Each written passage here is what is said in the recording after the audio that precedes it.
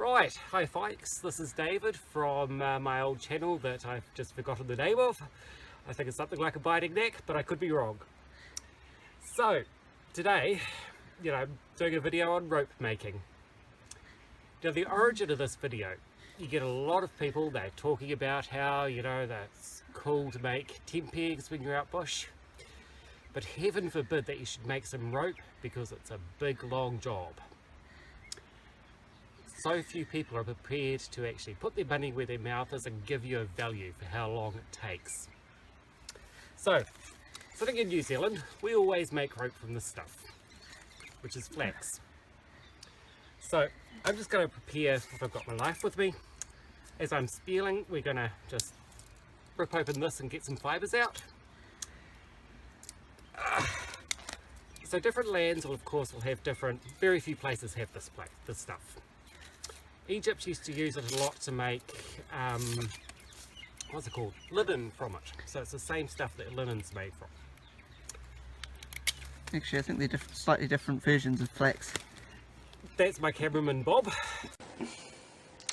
Yeah, so it turns out my cameraman Trevor was actually correct about this.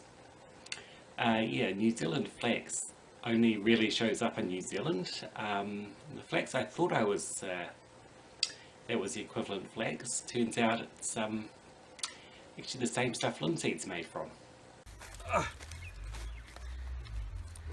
So, every single plant you come across will have a slightly different methodology to, taking the fibres out. So this is just one method that works well for flax. Probably doesn't work well for anything else. And I just cut that too deeply. Which just goes to show that, even the worst of us, we have our bad days.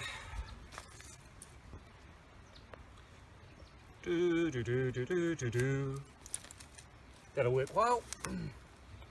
I'll just put a hole in my tarp, but that's alright. So, from a leaf of flax, you can create a very, very large amount of cord. It was comparable to the sort of cords that the sailing ships used back in the the days of old sailing ships. And the English would prefer to use a New Zealand flax made rope for their sailing ships than anything else. So I have here a little bit of cord, a little bit of fibres, sorry. It's just ready to use. So first thing we need two tools. We need a bare arm and we need a bare leg. Ow. Normally I wear jeans, so you'll have to excuse the whiteness of my legs.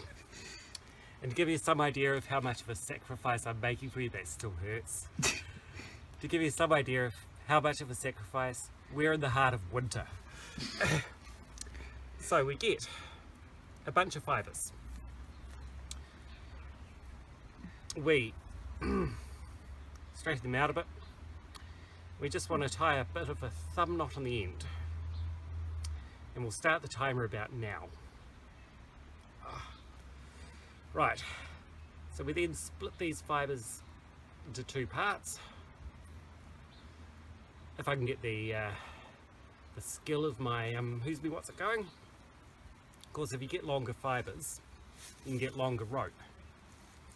You put them on your bare leg. In two parts. Can you zoom in just on that and see if you can pick up the fibres themselves, Robert? Yep. Okay, so you notice they're in two groups. They're separated out, but they're fairly close together. So, we hold on to the knot, that thumb knot we made, put them together, we go roll forward, roll back. And if you look at the amount of basic cord that we've made there, that's pretty big. That's 15 centimetres from about, what's that, about 10 seconds work, 15 seconds work. So from here, you can just tighten that up a bit, just pull it apart, hold it from there, Same job. Roll it forward, roll it back, trying not to bruise your arm too much or your leg too much. And then we've got a bit more cord. And we're just going to keep doing this until we reach near the end. Now it's a rough job. You know, it's great for when you're sitting around the campfire in the middle of the night, can't sleep or something like that. The only thing you have to be aware of with this technique is to make sure that the fibres you're using don't contain any toxins and you're not going to give yourself a rash. So, we roll it forward, we roll it back. Separate them out a bit.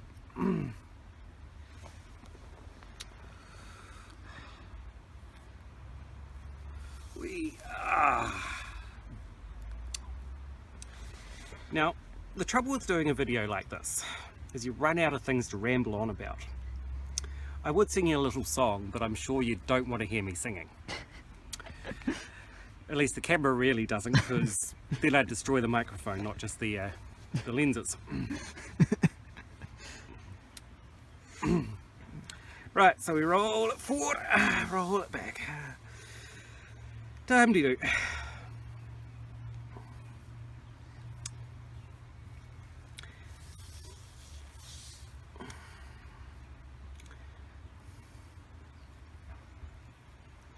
Right, one more time. Roll it forward, roll it back. Right, so we've got basic cordage going up to about there. It's rough cordage. It's about 20, what do you reckon, 20 centimetres worth? About that, yeah. It's taken me, any idea what the time is? That's about 3 minutes. 3 minutes for 20 centimetres. So you can get a metre of cord for about 15 minutes work.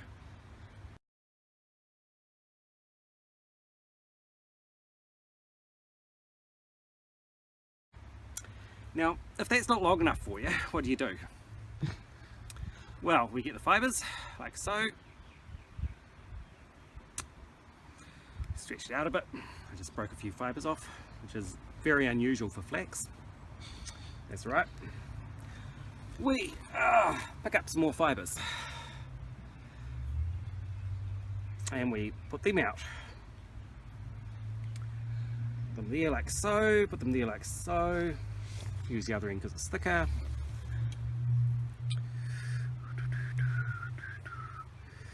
Hopefully this works, because this is the first time I've tried splicing together this cord like this. Alright, so we then do the same thing. Slap it down, we roll it forward, we roll it back.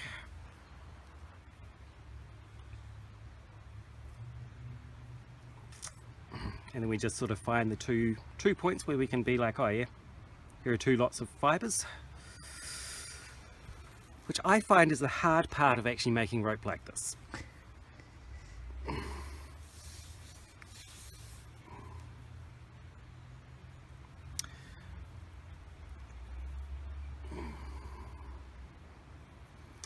Now, you know, I haven't used a lot of fibres within the within this, pretty much because I screwed up the first half of the leaf. But, you know, you could add as many fibres in here as you like, and the more fibres you add in, of course, the stronger your cord's going to be with no extra work. So we're around about, that's going to be good enough for me. You know, we've got a decent strength rope there. You know, it's we can make it as long as we like, and if I had hadn't screwed up the leaf, I would have yeah, kept going until I found something actually worthwhile. So we have here, we're just going to finish the end off with another thumb knot, which didn't actually go through properly because I just snapped the fibres.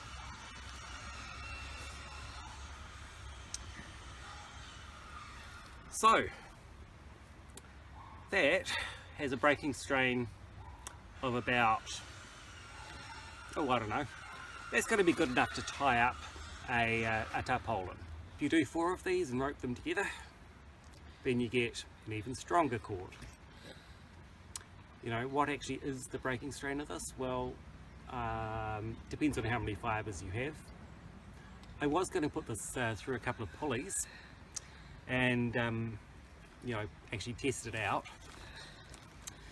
Alas, my basement is so messy that I have no idea where they are, and so that's going to have to wait for another video.